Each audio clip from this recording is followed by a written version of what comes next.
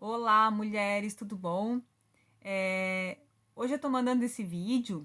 O tema do nosso encontro é sobre a boa esposa. É que a gente encontrou na internet o manual da boa esposa, que é uma publicação de uma revista lá da década de 50, uma revista americana, direcionada para as mulheres, sobre como que elas deveriam se portar em relação ao marido e aos filhos, tá? A gente vai ler alguma das coisas aqui, porque é bem interessante para pensar assim, o que que mudou, o que que piorou, o que que melhorou, o que que ainda permanece, né? E às vezes assim fazer algumas provocações mesmo, no sentido de será que a gente realmente precisa de um manual enquanto mulher, né? Será que as coisas não precisariam ser mais acordadas, né? Seja feito entre cada funcionamento de família, como é que as coisas devem funcionar? Bom, eu vou ler aqui alguns dos itens desse manual. Por exemplo, tenha o jantar sempre pronto. Planeje tudo com antecedência e essa é uma maneira de deixar o seu marido saber que você se importa com ele e com as suas necessidades. Bom, legal, essa pode ser uma maneira, mas também é importante a gente pensar na mulher ali da relação, né? Ou seja, será que ela também tem as suas necessidades sendo atendidas, né? Será que isso é importante também no casal, né?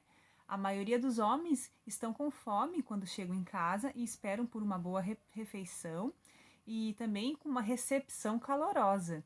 Isso eu achei bem interessante, essa ideia de que a mulher tem que estar sempre muito disposta para o marido, recebê-lo calorosamente, independente de como que ela esteja se sentindo, né? Às vezes ela teve um dia péssimo também, né?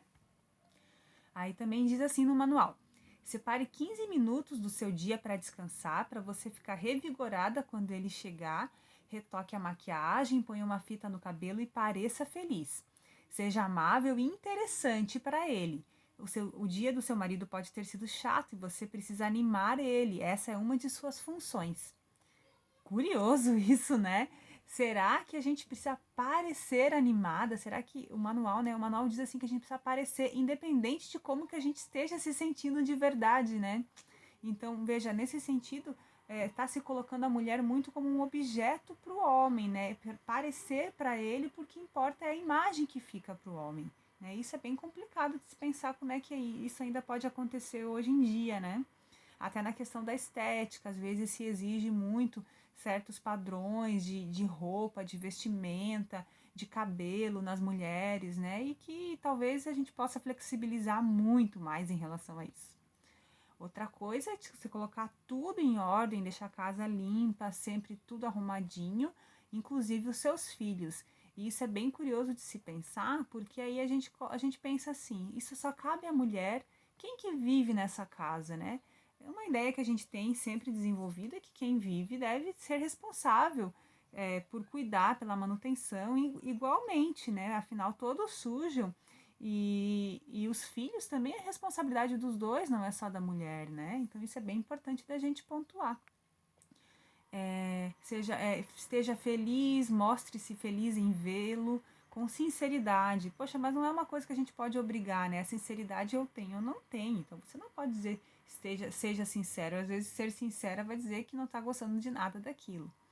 Outra coisa do manual: deixe o seu marido falar primeiro. Lembre-se que os temas de conversa dele são mais importantes do que os seus. Ué, será que são? Não sei. Por que tem que ser, né? É, não reclame se ele chegar tarde, né? Se ele se atrasar ou se ele passar a noite fora. Veja isso como pequeno, perto das coisas difíceis que ele deve ter passado no dia. Poxa, será que é assim que tem que ser tão submissa assim, né? Que coisa mais antiquada, né?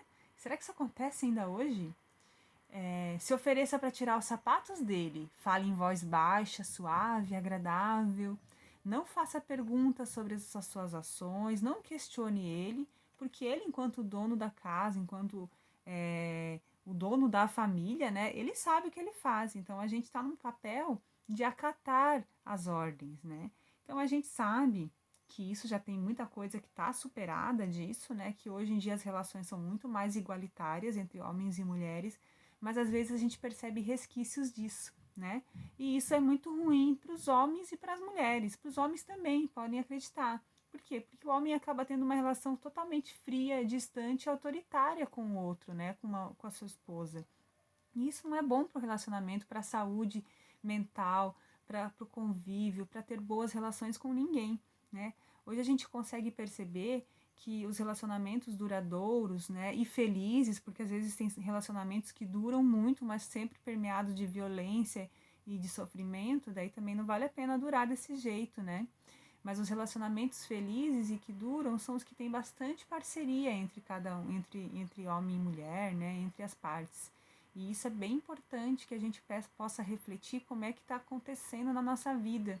Porque a gente aprende desde muito cedo enquanto mulher, a gente tem nossos exemplos das nossas mães, das avós que foram criadas nessa cultura e que às vezes isso ainda aparece na nossa vida, né? E a gente precisa ser capaz de refletir, de propor mudanças, de propor conversas e de mostrar quando a gente não está feliz, né? A gente merece ser feliz, a gente merece uma vida com parceria, com alguém que esteja junto do nosso lado, não em cima, isso, impondo coisas de cima para baixo, né? O que vocês acham disso? Estou falando muita besteira?